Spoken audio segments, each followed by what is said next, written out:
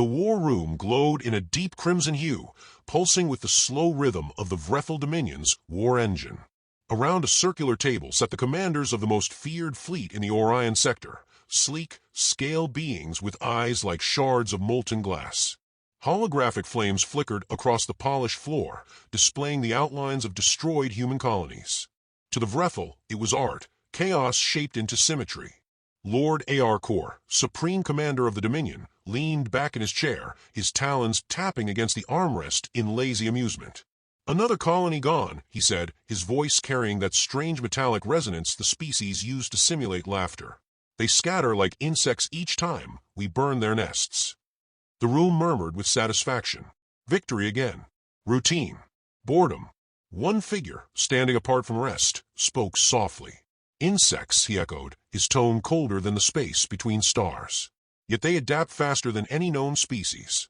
When pressed, insects evolve." Heads turned. Lord Aarkor's narrow pupils fixed on the speaker. "Kael'ren," he said, almost tasting the name. "Your fascination with these creatures persists. I wonder, what is it about humans that so captivates you?" Kael'ren inclined his head. "I study all enemies, my lord. Curiosity ensures victory." The commander grinned, sharp teeth catching the light. "Curiosity," he mused, "an inefficient trait. But so far it serves you." Kael'ren said nothing. He had learned long ago that silence was the safest form of rebellion. Outside the warship's armored hull stretched the glimmering void, a cathedral of dark matter and dying suns. From the observation deck, Kael'ren watched the faint glow of a destroyed human station drift apart, fragments tumbling through the vacuum like ashes. He clasped his hands behind his back, his posture immaculate, every motion rehearsed. But inside, his pulse raced in a rhythm that was not Vrethel at all. He could still smell smoke, real smoke, from another life. The scent of burned metal, scorched skin, and the bitter tang of loss. He had seen those same ashes before, but on his own world. The Vrethel had called it a containment effort. He called it genocide. The Dominion had taken everything from him, his family, his people, his planet. Now he lived among them, beneath the armor of deception. The alien face he wore was a mask of flesh and machinery, a creation of human science, so advanced it mimicked life perfectly. Inside it, Elias Kael, the last son of Earth's espionage branch, breathed like a ghost haunting his killers. He was their strategist now, their trusted advisor, their silent enemy. A hiss of the door broke his thoughts. A junior officer entered, her scales reflecting the crimson lights. "Commander Kael'ren," she said, bowing slightly. "Fleet 6 reports completion of a raid on the Terran Fringe outposts. Estimated casualties total." Kael turned slowly, expression unreadable. "And survivors?" "None reported." She hesitated. "Your recommendation of targeted strikes proved efficient." "Efficiency is the only virtue that matters," he said evenly. She nodded and left, her tail slicing through the air behind her. When the door sealed, Kael's jaw tightened. The word efficient tasted like poison. He had suggested those tactics not to destroy faster, but to limit civilian deaths. The Vrethel had taken his mercy as ruthlessness. It was the only way to protect what fragments of humanity he still had. He turned back to the viewport. Somewhere beyond those stars, humans still fought, still hid, still planned. He was their eyes. The War Council reconvened later that cycle. The air in the chamber was thick with pride and the scent of ozone from new plasma weapon demonstrations. Aarkor stood at the center, gesturing toward a hologram of a blue planet. "This is their cradle," he announced. "Their sacred ground. They call it Earth." The officers murmured, intrigued. "Intelligence suggests the humans have abandoned it," said Aarkor. "A dying rock left behind by cowards. We shall take it as a trophy." Kael felt his pulse quicken. He kept his gaze fixed, unflinching. "My lord," he said carefully, "if they abandoned it, there is no glory in conquest. Empty soil does not sing victory." Aarkor's laughter rattled through the hall. "You sound almost protective of them, Kael'ren." "I am protective of efficiency," Kael replied. "Resources should not be wasted on meaningless targets." A pause followed, tense, sharp. Then Aarkor waved a claw dismissively. "You worry too much. It is not strategy, it is art. Let the galaxy see their home burn." The crowd roared their approval. Kael stood still, every instinct screaming. Inside, Elias Kael calculated in silence. If they moved on Earth, the the plan would trigger prematurely. Humanity's secret defenses, decades in the making, were not ready for full exposure. His mission was observation, not provocation. But the arrogance of the Dominion was spiraling beyond control. He bowed his head slightly. "As you command." When the council dispersed, he lingered in the corridor. The hum of the ship filled the silence, steady, mechanical, oppressive. He ran a clawed hand along the cold metal wall, as if touching the pulse of a monster. "Commander Kael'Rin," a voice said from behind. It was Admiral Soreth, one of AR Corps' more cunning subordinates. His expression was one of casual menace. "You are different," he said, circling slowly. "Detached. Almost human in your manner." Kael's blood froze. "Careful, Admiral. That word is an insult among us." Soreth's grin widened.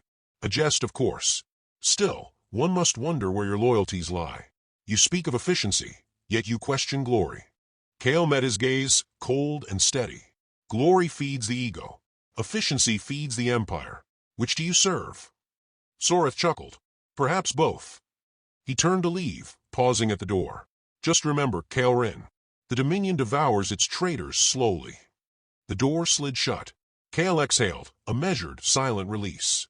The mask held, the performance continued. But the noose was tightening. He walked to his quarters, sealing the door behind him. The lights dimmed automatically, bathing the room in soft shadows. He knelt before a small, hidden compartment in a wall, and pressed his hand against it. The panel shifted, revealing a faint blue glow. Inside was a tiny, flickering hologram, Earth spinning in miniature.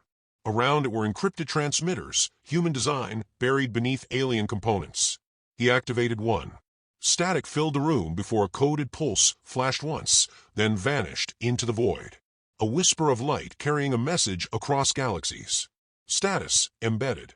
Dominion plans Earth incursion. Prepare contingencies. He stared at the tiny planet for a long moment. "Hold your ground," he murmured, voice low and steady. "Not yet. Just a little longer." A tremor of exhaustion rippled through him. The face in the mirror, scaled, inhuman, perfect, stared back with unblinking eyes. Beneath that face, Elias Kael's reflection wavered, half seen. "You've lived among monsters so long," he whispered to himself, "you almost forgot which one you are." The ship drifted silently through the stars, a predator in the dark. And within its heart, a man hid behind alien skin, waiting for the moment to reveal the truth and ignite the war that would change the galaxy forever. The Dominion fleet descended upon Earth like a swarm of obsidian daggers slicing through the void. 50 dreadnoughts, their hulls gleaming with alien sigils, eclipsed the sun as they entered orbit. From their vantage, the planet appeared silent, defenseless, a ghost world painted in muted blues and greens. The command bridge of the flagship Vrethel's Pride pulsed with crimson light as Lord A.R. Corps leaned forward, his voice laced with cruel amusement. "So this is the birthplace of defiance," he said. "It looks almost peaceful." Kael'Rin stood beside him, posture rigid, hands clasped behind his back to hide the tremor in his fingers. Inside, Elias Kael could feel his heart hammering beneath layers of false muscle and synthetic nerves. He had prepared for this moment for years, but not like this. The attack was premature, reckless. Humanity's defenses were not yet fully deployed. If AR Corps' assault revealed them too soon, everything would unravel. "My lord," Kael said carefully, "I advise we proceed with caution. Long-range scans show unusual energy fluctuations beneath the surface, possibly remnants of their old defense network." AR Corps' eyes gleamed. "Remnants are the bones of the conquered. Fire upon their cities. Let their ghosts see our dominion." Kael's protest died on his tongue. Around them, alien officers hissed with excitement as orders were relayed. Plasma batteries charged, and the void outside shimmered with gathering light. The first volley tore through the atmosphere, a storm of molten fire raining upon the blue planet below. He watched in silence as human cities burned again, just as they had decades ago when the Dominion first arrived. The sight clawed at something raw inside him, a memory buried too deep to destroy. His mother's voice. The sound of sirens. The stench of ash. He closed his eyes briefly, then opened them to a new reality. This time, the world was not defenseless. The moment the bombardment began, the ocean stirred. Massive electromagnetic surges rippled through the atmosphere, cutting through the Dominion's targeting systems. One by one, alien ships flickered with static interference. Energy readings spiked across the command displays. "Interference detected," shouted a technician. "Multiple surface anomalies rising from the ocean." Kale kept his expression neutral, though inside he felt the tremor of anticipation. It was beginning. From the depths of Earth's oceans rose colossal structures, sleek towers of carbon steel and black titanium, their surfaces glowing with azure veins. The Vrethel thought they had burned the planet into submission, but humanity had been building beneath the sea, beneath the ice, beneath the very soil. The world they thought abandoned had been preparing to strike back. An alarm blared. Incoming energy signatures, multiple. The sea erupted in light. Orbital defense beams lanced upward, cutting through space like the fury of the sun. One of the Dominion's frigates exploded instantly, a silent flash devoured by vacuum. The others scattered, their formation collapsing into chaos. AR Corps roared, slamming a clawed fist into the command table. How is this possible?" Kale turned, voice calm. "They were waiting." AR Corps' gaze snapped to him. "You knew." Kale met his eyes without flinching. "I suspected." "You dare." The ship shuddered violently as another blast hit nearby. Kale staggered, using the moment's confusion to reach the auxiliary console. His claws danced across the controls, inputting encrypted codes masked as defense recalibrations. His transmission burst outward, a single pulse hidden in the chaos of battle. It carried coordinates, tactical updates, and one chilling message: engage the net. Across the void, hidden human fleets stirred to life. Warships, cloaked and silent, emerged from behind the asteroid belt. Autonomous drones activated, forming a moving wall of synchronized light.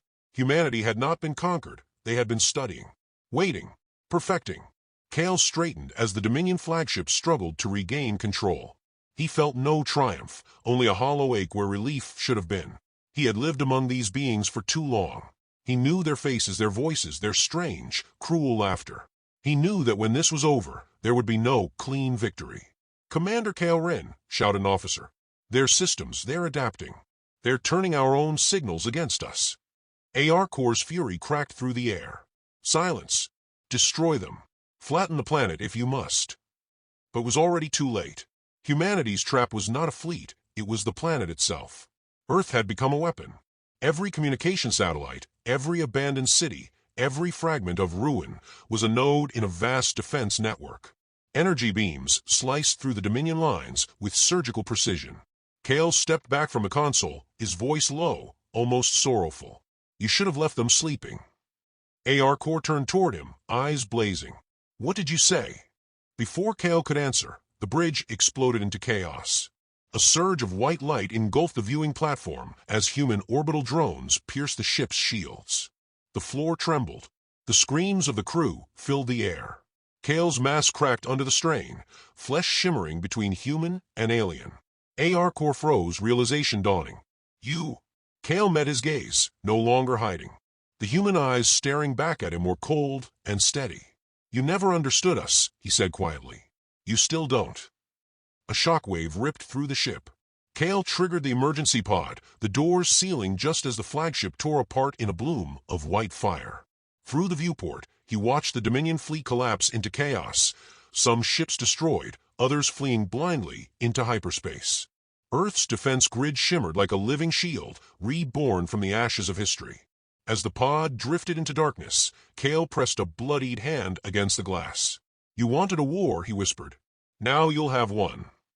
The pod spun silently into the void, its signal vanishing among the debris.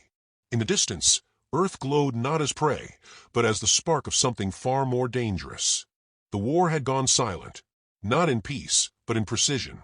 The chaos that once echoed through the stars had been replaced by a chilling order, humanity's order. Entire Dominion outposts vanished overnight, leaving behind only drifting wreckage and unanswered signals. Where the Vrethel had once moved with arrogance, now they crept through space like hunted animals, unsure where the next strike would come from. From the shadows of a human command vessel, Elias Kale watched the unfolding ruin. The man once known as Kale Ren sat at the edge of a holographic map, its surface alive with red fading to blue, each fading point another fallen Dominion world. His face, stripped of the alien mask, was gaunt and pale, eyes sunken but alert. The transformation had left scars both visible and unseen. It was strange how quickly he had forgotten what it felt like to breathe without guilt. Admiral Rana Varen stood beside him, her uniform immaculate, her tone clipped and professional. "You did well, Commander," she said, studying the map. "Your intelligence gave us everything we needed. Every base, every shipyard, every command path. You turned their own networks against them." Kale nodded slightly, his expression unreadable. "They trusted me," he said. "That's what made it possible." "Trust is a weapon," Varen replied. "You used it better than any of us could have." He wanted to believe that, but the words sat heavy in his chest. He had lived among the Vrethel too long, heard their laughter, seen their small cruelties and rare kindnesses. They were monsters, yes, but monsters that spoke, thought, mourned. He had seen AR Corps' pride, Soratha's suspicion, even fear flicker in their eyes when death came too close. To destroy them now felt less like victory and more like erasure. "The Dominion is fragmenting," Varen continued. "Internal schisms, mutinies, leadership purges. They're tearing themselves apart faster than we can attack." She hesitated. "High Command believes this is the moment to press for total collapse." Kale's gaze shifted to the map again. "Total collapse," he repeated. The phrase had no warmth in it, no triumph. "You mean extermination?" She didn't answer immediately. "We're fighting for survival. We can't risk leaving them the means to rebuild. Survival doesn't require extinction." His voice was quiet, but edged with steel. Varen studied him for a moment. "You lived among them. Don't tell me you've gone soft." He looked up sharply, eyes hollow yet fierce. "I haven't gone soft," he said. "I just learned how quickly victors start to resemble the defeated." The silence between them stretched. Somewhere beyond the bulkhead, engines hummed like distant thunder. The stars outside the viewport burned cold and indifferent. A message alert blinked on the console. Varen accessed it, and the room filled with a distorted transmission, static interwoven with the unmistakable voice of Lord AR Corps. His tone was ragged, stripped of authority. To the humans, it began, "We propose ceasefire negotiations. The Dominion acknowledges your superiority. We seek parley." Varen's jaw tightened. "A trap," she said instantly. Kale leaned closer to the playback, studying the faint tremor in AR Corps' voice. He heard no deceit, only exhaustion. "No," he murmured. "It's fear. Genuine." Varen shook her head. "Fear is the last mask before desperation. We can't risk it. High Command will never." "I know what High Command will say," Kale interrupted softly. "But if we don't hear them, we become the thing we claim to fight." She looked at him, and for a fleeting moment her hardened expression faltered. "You really believe they deserve mercy?" "I believe mercy is what keeps us human," he said. Varen exhaled, rubbing her temples. "You should have been a philosopher, not a spy." Kale gave a faint smile that didn't reach his eyes. "Spies and philosophers both live among lies. Only one gets to keep pretending they're clean." The lights dimmed as the ship entered stealth configuration. Outside, the void rippled with faint distortions, human fleets moving unseen through wormholes, striking faster than light could travel. The scale of their control was terrifying. Humanity had learned too much from its enemies. Later, alone in his quarters, Kale replayed fragments of old recordings, voices from his time, as Kale Rin. Laughter in alien tones. AR Corps lecturing about dominance and destiny. Soratha's quiet warnings. Every sound a reminder that he had been both betrayer and betrayed. He turned off the playback and sat in silence, staring at his reflection in the glass. For a long time, he didn't recognize himself. The human face that looked back seemed as alien as the one he'd worn before. The door chime broke his reverie. A young communications officer entered, her eyes wide with unease. "Sir, another transmission from the Dominion perimeter," she said. "Not from the command fleet. From civilians." Kale frowned. "Civilians?" "Yes, sir. They are surrendering. Entire colonies. They're begging for protection from their own military." He stood slowly, the weight of it settling over him like gravity. "They're afraid of us," he said. The officer hesitated. "Yes, sir. Terrified." Kale looked out at the stars again. So beautiful, so cold. Humanity had become the shadow that crept across the galaxy, silent and precise. The hunted had learned too well from the hunters. "Tell Admiral Varen to hold our advance," he said quietly. "We'll respond to their signal. No attacks until I've seen what's left of them." The officer nodded and left. Kale stayed where he was, the silence pressing in again. He thought of Earth, its oceans, its cities, its people, and then of the Vrethel, broken and scattered. The faces blurred together in his mind, human and alien alike, until he could no longer tell them apart. He closed his eyes, and for the first time since the war began, he wasn't sure who the enemy truly was. The Dominion's capital hung shattered above its dying world, fragments of its defense ring drifting like broken halos around a bleeding sun. Human fleets filled the sky, silent, geometric, immaculate. They did not gloat, did not roar, did not broadcast victory. Their presence alone was enough to end 1,000 years of Vrethel dominance. Beneath that terrible stillness, Elias Kale stood in the command chamber of the human flagship Resolute, watching the empire he had once served collapse under the weight of its arrogance. Admiral Varen entered quietly, her boots echoing on the polished floor. "It's over," she said, her tone somewhere between relief and disbelief. "Their last fleets have surrendered. The Dominion is finished." Kale didn't look at her. "Empires don't die," he said softly. "They change names, change masters. The ruins are just scenery." Varen studied him, seeing not the hero the world would soon celebrate, but the man hollowed out by both victory and guilt. "You did what you had to," she said. He turned at that, eyes sharp, weary. "That's what they always said," he murmured. "The Dominion, I mean. Every atrocity justified by necessity. Every slaughter branded survival." Varen hesitated. "You sound like them." "Maybe I am," he replied. A communication alert interrupted them. The bridge AI's voice broke the silence. Incoming transmission from the Dominion remnant. Source, planetary surface. Identity confirmed, Lord Arcor. Varen's eyes narrowed. "He's alive." Kale's pulse quickened. "Patch it through." The hologram flickered to life, revealing Arcor, battered, scorched, yet unbroken. His armor was cracked, his left arm gone, but his eyes still burned with a defiant intelligence. "Human," he rasped, his voice weakened but steady. "So this is what victory looks like to you." Kale stepped forward. "Victory wasn't the goal." "Spare me your humility," Arcor growled. "You learned well. Ruthlessness, deception, efficiency. We taught you our ways, and you perfected them." The words struck harder than any weapon. Kale wanted to deny it, but couldn't. "You're wrong," he said, though his voice faltered. "We learned from surviving you." Arcor smiled, a bitter, knowing expression. "And now you rule through fear, as we did.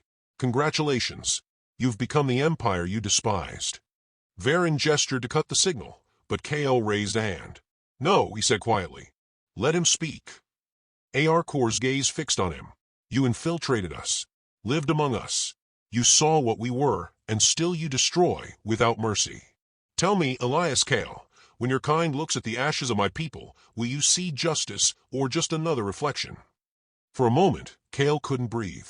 The war, the deception, the deaths, it all funneled into that single question. What had been justice at the start now felt like inheritance. The silence stretched, and finally he said, "Maybe it's both." Arcor nodded slowly, as if that answer, terrible as it was, had been the only honest one. "Then perhaps your species will outlive ours after all. Not because you're better, because you're worse." The transmission cut abruptly, leaving only static. Varen turned to Kale. "Don't listen to him. He's trying to fracture morale before the surrender." But Kale wasn't listening. He was staring out at the ruins, at the faint glow of burning continents below. "He's right about one thing," he said. "We've crossed a line we can't uncross." "Then we rebuild," Varen said firmly. "We shape what comes next. This is a new beginning." Kale's voice was distant, thoughtful. "Beginnings built on graves rarely stay clean." Later, as the final terms of surrender were transmitted, Kale stood before the diplomatic assembly where humanity and the broken Dominion would sign the treaty. The room was heavy with history, alien survivors standing beside human envoys, all pretending the future could wash away the past. When Arcor was brought in under guard, the chamber went still. The two men, enemy and infiltrator, regarded each other across the table. For the first time, there was no hate between them, only the fragile recognition of two survivors too tired to continue hating. Arcor's voice was low. "You could kill us all. Yet you don't." Kale met his gaze. "Because if we do, there will be no one left to remind us what we became." The treaty was signed in silence. No applause followed, no triumph. Just the soft hum of the room as new borders and old wounds were carved into the stars. After the ceremony, Kale wandered alone through the ship's observation deck. The galaxy spread before him, endless and uncaring. Humanity now held dominion over half its known expanse, yet he had never felt smaller. He thought of the faces he had worn, the languages he had spoken, the lies he had told. None of it mattered now. The mask was gone, but the man underneath was still a stranger. Varen found him there, silhouetted against the stars. "They want you on the council," she said. "You've earned it." He shook his head. "No council. No command. I've seen enough of power." "What will you do?" she asked quietly. He stared at the shifting nebula beyond the glass, its light rippling like a slow heartbeat. "Watch," he said. "Listen. Make sure we don't forget what it cost to win." She nodded, sensing the finality in his voice, and left him alone with the stars. Kale stood there for a long time, hands clasped behind his back as he once had in the halls of the Dominion. The galaxy was silent again, but it was not peace. It was the pause between storms. Somewhere out there, new empires would rise, new masks would be worn, and someone else would whisper that same terrible justification. "We did what we had to." He closed his eyes, hearing echoes of alien laughter, human cries, the pulse of warships, and the quiet hum of survival. Then, softly, he spoke to stars, to both species and none. "We became what we feared," he said. "Now the question is, can we become something more?" The void gave no answer. Only the slow turning of the stars, bearing witness to the man who had been both conqueror and spy, human and alien, savior and betrayer. And somewhere, deep in that endless dark, the next chapter of humanity began to stir.